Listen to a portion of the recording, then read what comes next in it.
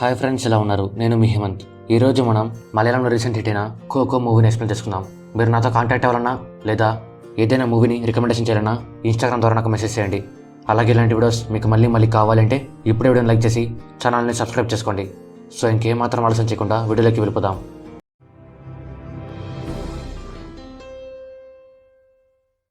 స్టోరీలోకి వెళ్లే ముందు ఈ మూవీలో ఉండే మెయిన్ క్యారెక్టర్స్ గురించి తెలుసుకుందాం. మరియా భర్త బెన్, మీనాక్షి, అంజు, శివ, ప్రిన్సిపల్ కూతురు కని, టీచర్ వినోద్. ఇంకా స్టోరీ విషయానికి వస్తే మరియా తను ఒక ఫిజికల్ ఎడ్యుకేషన్ టీచర్. ఒక ముక్కలో చెప్పాలి అంటే పీటీ టీచర్. తనకి గవర్నమెంట్ గర్ల్స్ హై స్కూల్లో పీటీ టీచర్గా జాబ్ వస్తుంది. ఆ స్కూల్ చిన్న పల్లెటూరులో ఉంటుంది. మరియా భర్త బెన్ బిజినెస్ స్టార్ట్ చేసింటాడు. కానీ బిజినెస్ అనుకున్నంతగా సక్సెస్ అవ్వదు. దాంతో అప్పులు పెరిగిపోతాయి. అందుకు మరియా ఆ అప్పులు తీర్చాలి అని పీటీ టీచర్గా జాబ్ చేయాలనుకుంటుంది. అందుకు మరియా తన భర్తను బిజినెస్ తీసుకోమని చెప్పి తను ఆ పల్లెటూరుకి వస్తుంది. స్కూల్లో పనిచేసే ప్యూన్ పేరు శివాని మరియాని రిసీవ్ చేసుకుని తను ఆ ఊర్లో ఉండేందుకు అన్ని ఏర్పాట్లు చేస్తాడు. అలాగే స్కూల్లో అందరికీ పరిచయం చేస్తాడు. టీచర్ వినోద్ మరియా స్కూల్కి రాగానే పులిహోర కలపడానికి ట్రై చేస్తాడు. మరియా నాకు భర్త ఉన్నాడనేసరికి వినోద్ ఆశలన్నీ ఆవిరైపోతాయి. స్కూల్ ప్రిన్సిపల్ మరియాతో ఈ స్కూల్లో ఉండేదే 150 మంది స్టూడెంట్స్. వాళ్ళలో కూడా చాలామంది హై స్కూల్ అయిపోగానే స్కూల్ మానేస్తారు అంటూ మీకు ఇక్కడ ఏం పని ఉండకపోవచ్చు అంటాడు. మరియా ప్రిన్సిపల్ మాటలు పట్టించుకోకుండా స్కూల్లో ఉన్న స్టూడెంట్స్ని కొన్ని రోజులు అబ్జర్వ్ చేస్తుంది. కానీ ఎవరికి కానీ స్పోర్ట్స్ మీద ఇంట్రెస్ట్ ఉన్నట్టు మరియాకి కనిపించదు. మరియా ఏం చేయాలని బదులు ఉన్నప్పుడు మరియా వాళ్ళ నాన్న మరియాతో ఒక టీచర్ పని స్టూడెంట్స్కి చెప్పడం కాదు, స్టూడెంట్స్కి అర్థమయ్యేలా చెప్పడం అంటూ వాళ్ళకి ఏది ఇంట్రెస్ట్ కనుక్కో అంటాడు. అన్నట్టు మరియా వాళ్ళ నాన్న చనిపోయి ఉంటాడు. మరియాకి బాధేసినప్పుడు మాత్రమే వాళ్ళ నాన్న కనిపిస్తూ ఉంటాడు. మరియా వాళ్ళ నాన్న ఒక బస్ డ్రైవర్. ఒకరోజు బస్కి యాక్సిడెంట్ అవుతుంది. ఆ యాక్సిడెంట్లో 20 మంది చనిపోతారు. అందులో మరియా వాళ్ళ నాన్న కూడా ఉంటాడు. బస్సులో ఉన్న కొంతమంది డ్రైవర్ తాగి నడిపారని చెప్తారు. మరియా మా నాన్నకి అలాంటి అలవాటు లేదు అంటూ అందరితో గొడవ పడుతుంది. ఆ యాక్సిడెంట్లో చనిపోయిన వాళ్ళ ఫ్యామిలీ వాళ్ళు కొంతమంది మరియా వాళ్ళ నాన్న మీద ఉన్న కోపాన్ని మరియా మీద కూడా పెంచుకుంటారు. మరియా వాళ్ళ నాన్న చెప్పినట్టే స్కూల్లో స్టూడెంట్స్కి ఏ స్పోర్ట్స్ అంటే ఇష్టమో తెలుసుకుంటుంది. అక్కడ ఉన్న స్టూడెంట్స్ అందరికీ ఖోఖో అంటే చాలా ఇష్టం. అందుకు మరియా ప్రిన్సిపల్తో మాట్లాడి ఖోఖో టీంని అరేంజ్ చేసుకోవడానికి పర్మిషన్ అడుగుతుంది. టీచర్ వినోద్ ఇవన్నీ టైం వేస్ట్ పనులు, దానికి ఒప్పుకోవద్దు అని ప్రిన్సిపల్తో అంటాడు. ప్రిన్సిపల్ వినోద్ మాటలు పట్టించుకోకుండా ఖోఖో టీంని రెడీ చేసుకోవడానికి పర్మిషన్ ఇస్తాడు. మరియా 11th క్లాస్కి 12th క్లాస్కి మ్యాచ్ అరేంజ్ చేసి వాళ్ళల్లో బెస్ట్ ఇచ్చిన 12 మందిని సెలెక్ట్ చేసుకుంటుంది. ఆ 12 మంది కూడా ఖోఖో ఆడడానికి ఇంట్రెస్ట్ చూపిస్తారు. వాళ్ళ టీం కెప్టెన్ అంజు మరియా శివ తనకి హెల్ప్ చేస్తున్నాడు అని శివాని టీంకి మేనేజర్గా అపాయింట్ చేస్తుంది. అంటే టీంలో ఉన్న ఎవరికైనా సరే ఏం అవసరం వచ్చినా శివని చూసుకుంటాడు. మరియా అందరికీ ట్రైనింగ్ ఇవ్వడం స్టార్ట్ చేస్తుంది. స్టూడెంట్స్ అందరూ ట్రైనింగ్ని తట్టుకోలేకపోతారు. మరియా మీ ఎనర్జీ ఇంతేనా అని అందరినీ తిడుతుంది. స్టూడెంట్స్ అందరికీ ట్రైనింగ్ అస్సలు నచ్చదు. అందుకు అందరూ ట్రైనింగ్కి వెళ్ళడం మానేస్తారు. మరియా రోజు అందరి కోసం వెయిట్ చేస్తూ ఉంటుంది. కానీ ఎవరే కానీ ట్రైనింగ్కి రారు.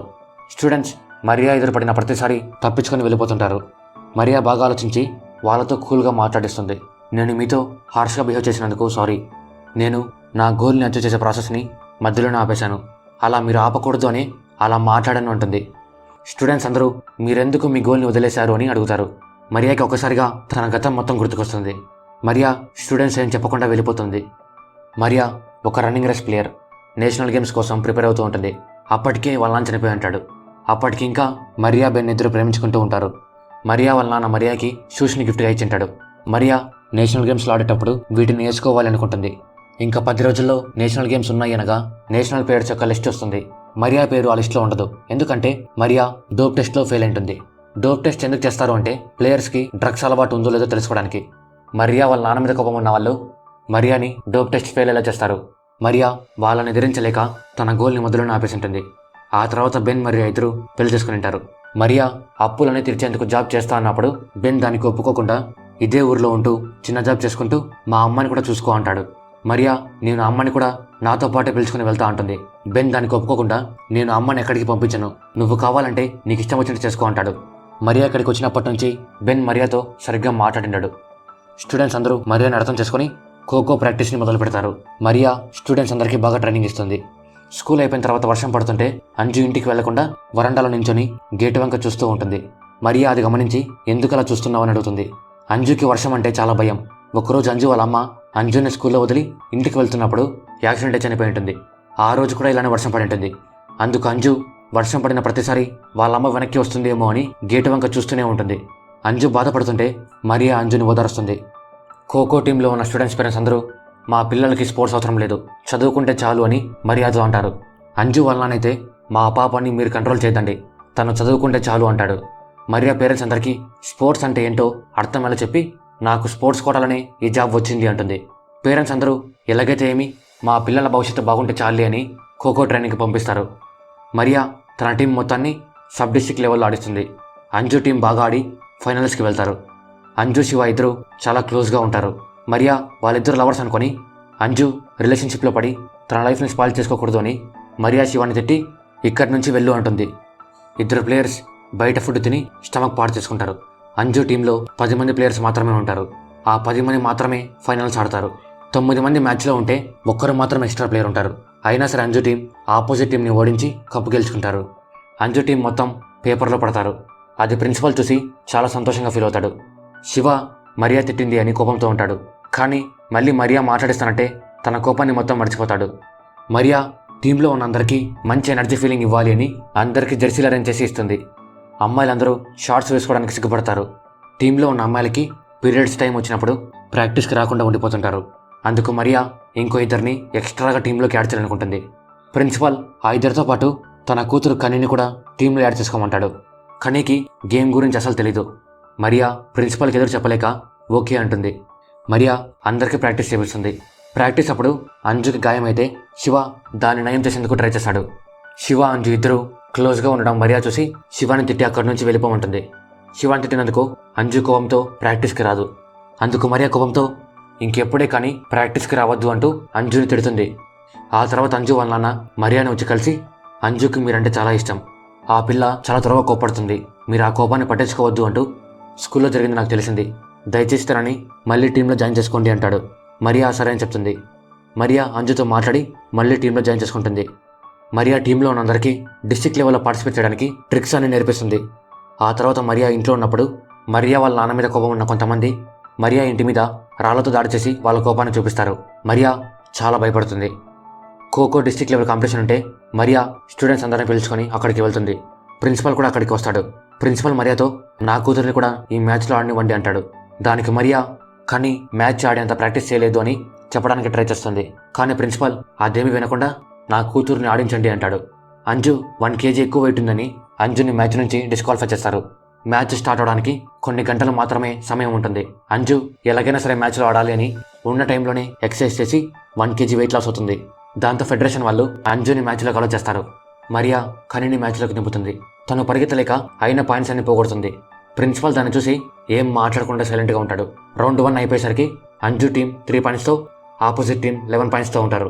బ్రేక్లో మరియా అందరికీ మోటివేషన్ ఇస్తూ మీరు మ్యాచ్ బాగా ఆడకపోతే అది మీ టీం అందరి మీద ఎఫెక్ట్ చూపిస్తుంది, సో జాగ్రత్తగా ఆడండి అంటుంది. రౌండ్ 2లో అంజు టీం బాగా ఆడి గెలుస్తారు. మ్యాచ్ గెలిచేసరికి వాళ్ళ ఆనందానికి హద్దులు లేకుండా అయిపోతాయి. బెన్ మరియా మీద ఉన్న కోపాన్ని తగ్గించుకొని మరియాని వచ్చి కలుస్తాడు. బెన్ మరియాని ఇన్ని రోజులు ఇబ్బంది పెట్టినందుకు సారీ చెప్తాడు. మరియా చాలా హ్యాపీగా ఫీల్ అవుతుంది. బెన్కి దుబాయ్లో జాబ్ దొరికింటుంది. అందుకు తను మరియాని కూడా తనతో పాటు వచ్చేయమంటాడు. దానికి మరియా నా స్టూడెంట్స్కి ఇంకో 1 monthలో స్టేట్ లెవెల్ కాంపిటీషన్ ఉంది, అది అయిపోగానే వస్తా అంటుంది. బెన్ దానికి ఒప్పుకుంటాడు. మీనాక్షి వాళ్ళ ఇంట్లో వాళ్ళ అమ్మకి నాన్నకి గొడవ తిరిగింటుంది. వాళ్ళ నాన్న అమ్మని కొడుతున్నప్పుడు మీనాక్షి అడ్డం వెళ్తుంది. అప్పుడు తన చేతికి దెబ్బ తగిలి ఫ్రాక్చర్ అవుతుంది. మీనాక్షి స్టేట్ లెవెల్ కాంపిటీషన్లో ఆడలేకపోతానేమో అని చాలా బాధపడుతుంది. మరియా మీనాక్షి వాళ్ళ అమ్మతో మాట్లాడి మీనాక్షి గాయం తగ్గేంత వరకు నేను మా ఇంట్లోనే పెట్టుకుంటా అంటుంది. దానికి మీనాక్షి వాళ్ళ నాన్న అడ్డం వస్తాడు. అప్పుడు మీనాక్షి ఫ్రెండ్స్ అందరూ అతన్ని బెదిరించి మీనాక్షిని పిలుచుకుని వచ్చేస్తారు. అందరూ స్టేట్ లెవెల్ కాంపిటీషన్ కోసం ప్రాక్టీస్ స్టార్ట్ చేస్తారు. ప్రిన్సిపల్ కూతురు కని కూడా ప్రాక్టీస్ ఎక్కువగా చేస్తుంది. మరియా వాళ్ళ నాన్న యాక్సిడెంట్ చేసినప్పుడు ఈ ఊర్లో ఉన్న వాళ్ళు కూడా కొంతమంది చనిపోయి ఉంటారు. చనిపోయిన ఫ్యామిలీ వాళ్ళు మరియా వాళ్ళ నాన్న మీద ఉన్న కోపాన్ని మరియా మీద చూపిస్తూ స్కూల్లో ఉన్న ఖోఖో టీం జెర్సీలని కాల్చేస్తారు. జెర్సీలు కాలిపోవడం మరియా చూసి చాలా బాధపడుతుంది. అంజు వాళ్ళ అమ్మ మరియా వాళ్ళ నాన్న యాక్సిడెంట్ చేయడం వల్లే చనిపోయి ఉంటుంది. ఈ విషయాన్ని అంజు తెలుసుకుని మరియాని వెళ్ళి మాట్లాడిస్తుంది. అంజు మరియాతో మీ నాన్న చేసిన తప్పు వల్ల మా అమ్మ అనవసరంగా చనిపోయింది అంటూ నీ మొహాన్ని నాకు ఇంకోసారి చూపించద్దు అంటుంది. మరియా ఏం మాట్లాడలేక సైలెంట్గా ఉంటుంది. అంజు ప్రాక్టీస్కి రావడం మానేస్తుంది. మరియా కూడా అసలు స్టూడెంట్స్ ప్రాక్టీస్ చేస్తున్నారా లేదా అని కూడా పట్టించుకోదు. ఏమైనా స్టూడెంట్స్కి అవసరం ఉంటే మరియా శివ హెల్ప్తో వాళ్ళకి కావాల్సినవన్నీ ఇప్పిస్తూ ఉంటుంది. మీనాక్షికి తగిలిన దెబ్బ నయం అవుతుంది. తను కూడా స్టేట్ లెవెల్లో ఆడడానికి రెడీ అవుతుంది. అందరూ కలిసి స్టేట్ లెవెల్ కాంపిటీషన్స్కి బయలుదేరతారు. అంజు వాళ్ళ నాన్న అంజుని ఒప్పించి ఆ స్టేట్ లెవెల్ కాంపిటీషన్కి పంపిస్తాడు. అంజు కాంపిటీషన్కి వచ్చినా ఎవరితో మాట్లాడకుండా ఒక్కతే ఉంటుంది. మరియా అంజుని వెళ్ళి మాట్లాడేస్తుంది. ఒకరోజు మనిద్దరం మన హ్యాపీనెస్ని కోల్పోయాం. అది మన కర్మ. నేనైతే నా హ్యాపీనెస్తో పాటు కెరియర్ని కూడా కోల్పోయాను. కానీ నీ విషయంలో మాత్రం అలా కాకూడదు అంటూ వాళ్ళ నాన్న తనకిచ్చిన షూస్ని అంజుకి ఇచ్చి వెళ్ళిపోతుంది. అంజు ఎంత అనుకున్నా సరే బాధల నుంచి బయటికి రాలేక ఇంటికి వెళ్ళిపోదాం అనుకుంటుంది. శివ అంజుని ఆపి, నీ ప్రాబ్లం మరియా మేడమే కదా, నువ్వు మ్యాచ్ ఆడాలి అని తనే ఇక్కడి నుంచి వెళ్ళిపోయింది అంటాడు. అంజు మ్యాచ్ ఆడడానికి వెళ్తుంది. అంజు టీం అందరూ మేడం లేకపోతే ఎలా ఆడతామని కాన్ఫిడెన్స్ కోల్పోతారు. అంజు అందరికీ కాన్ఫిడెన్స్ వచ్చేలా చేస్తుంది. కానీ రౌండ్ 1లో అంజు టీం సరిగ్గా ఆడదు. బ్రేక్ టైంలో అందరూ మరియా చెప్పిన మాటలన్నీ గుర్తు చేసుకుని కాన్ఫిడెన్స్తో నిండిపోతారు. అందరూ కలిసి రౌండ్ 2లో పాయింట్స్ ఎక్కువ స్కోర్ చేసి మ్యాచ్ని గెలుస్తారు. మ్యాచ్ గెలుస్తానంటే శివ మరియాకి ఈ విషయం చెప్పాలి అని ఫోన్ చేస్తాడు. శివ ఫోన్ రాగానే తన టీం గెలిచింది అని మరియాకి అర్థమవుతుంది. కానీ మరియా శివ ఫోన్ని లిఫ్ట్ చేయదు. మరియా దుబాయ్కి వెళ్ళేందుకు రెడీ అవుతుంది. మరియా వెళ్ళిపోతున్నప్పుడు స్టూడెంట్స్ అందరూ మరియా నుంచి కలిసి గెలిచిన విషయం చెప్పి ఇంకా 4 మ్యాచెస్ ఉన్నాయి, అంతవరకు మీరు మాతో ఉండొచ్చు కదా అంటారు. మరియా అర్జెంట్ పని ఉంది వెళ్ళాలి అంటుంది. స్టూడెంట్స్ అందరూ చాలా బాధపడతారు. అంజుకి మరియాని మాట్లాడించాలి అని మనసులో ఉంటుంది. కానీ అంజు మరియాతో మాట్లాడడానికి ధైర్యం చేయదు. మరియా కూడా అంతే. శివ కూడా మరియా వెళ్ళిపోతున్నందుకు చాలా బాధపడతాడు. మరియా అందరినీ వదిలి వెళ్ళిపోతూ చాలా బాధపడుతుంది. అంజు బాధను తట్టుకోలేక ఏడ్చేస్తుంది. తన ఫ్రెండ్స్ అందరూ తనని ఓదారుస్తారు. ఇక్కడ స్టోరీ 4 సంవత్సరాల ముందుకు వెళ్తుంది. మరియా బెన్ ఇద్దరు దుబాయ్లో సెటిల్ అయ్యి చాలా సంతోషంగా జీవిస్తుంటారు. ఇండియాకి బంగ్లాదేశ్కి ఖోఖో మ్యాచ్ జరుగుతుంటే మరియా ఆ మ్యాచ్ని చూస్తుంది. అంజు ఇండియా టీంకి సెలెక్ట్ అయి ఉంటుంది. అంజు మ్యాచ్ ఆడేటప్పుడు మరియా ఇచ్చిన షూస్ని వేసుకుని ఉంటుంది. అది మరియా చూసి చాలా సంతోషపడుతుంది. ఇక్కడ మూవీ ఎండ్ అవుతుంది. సో ఇది ఫ్రెండ్స్ ఖోఖో మూవీ గురించి. స్టోరీ మీకు ఎలా అనిపించిందో కామెంట్ రూపంలో మాకు తెలియజేయండి. ఈ మూవీని చూడాలనుకునే వాళ్ళు మన టెలిగ్రామ్ ఛానల్లో జాయిన్ అయ్యి మూవీని ఫ్రీగా డౌన్లోడ్ చేసుకోండి. ఇలాంటి వీడియోస్ మీకు మళ్ళీ కావాలంటే ఇప్పుడే వీడియోని లైక్ చేసి ఛానల్ని సబ్స్క్రైబ్ చేసుకోండి. ఇన్స్టాగ్రామ్లో ఫాలో అవడం మాత్రం మర్చిపోకండి. మరో వీడియోతో మళ్ళీ కలుద్దాం. అంతవరకు బాయ్.